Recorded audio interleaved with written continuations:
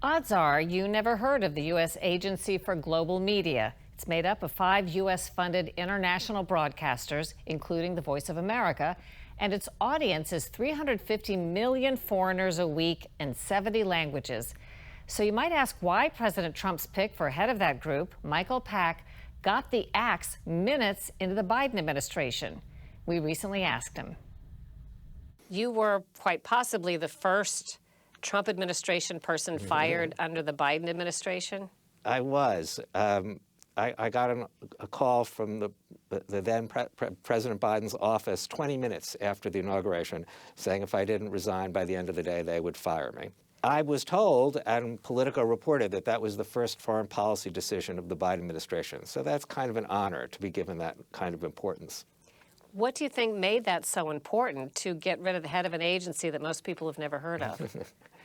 This agency is supposed to be balanced, objective, reflect all points of view. And over the last bunch of years, it had drifted way to the left with very biased, distorted programming. And my goal, my attempt to move it back to the center where it was supposed to be, was perceived by many on the left to be a loss of their power and their influence. And I think they took that pretty seriously.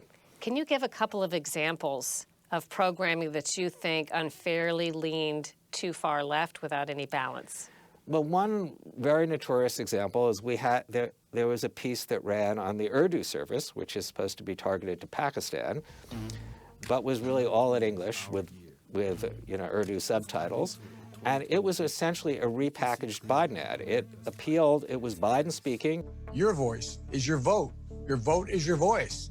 Muslim Americans' voices matter. And then spokesman for Biden appealing to Arab-speaking people across the country, but especially in Michigan, where his speech originated, just to flip their vote for the Democrats. And it was really a repackaged ad with the VOA name on it. And while Biden was running for president? During the campaign, that's right, while Biden was running for president. Was there any counterpoint from the Trump campaign? There was no counterpoint, and there was no balancing viewpoint in there. And we asked the career people to investigate and to hold accountable the people responsible. And my effort to look at the responsibility for that was deemed abridgment of the First Amendment right of the people, of the reporters there, even though they were violating. Who work for the government. They work for the government in the first place. They're not independent journalists in the sense of a reporter working for CNN or Fox. But also, I wasn't abridging anything. I was simply looking into this breach of their own charter, and not I, but the career people. But they perceived it to be an assault on their freedom. Is the stated purpose of this media group to get the American position out to the rest of the world on social issues and political issues? The mission is really to promote American ideals and principles to the world, like freedom and democracy. But unlike private commercial news organizations, it is required by law to be balanced, to reflect the diversity of viewpoints across the spectrum of the American people, not one party or another. Is it fair to say that things have changed, though, that the ideals of the founding ideals to let's say it's freedom and democracy, a lot of people may now consider those right-wing ideologies versus left-wing ideologies, and that we've now divided politically? We don't even all agree on what our ideology should be as a nation?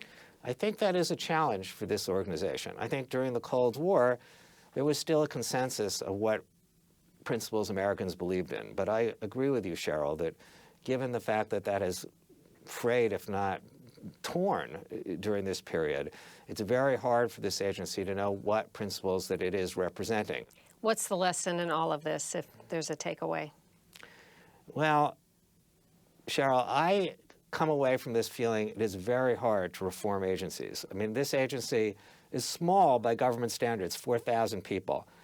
But they simply did not feel the need to follow what I said or what President Trump said. On the other hand, I believe you can have an impact on the media and news and culture in the free market. And I think I come away believing that people who are right of center, as I am, need to step up their efforts in that area, or we will let the other side tell all the stories.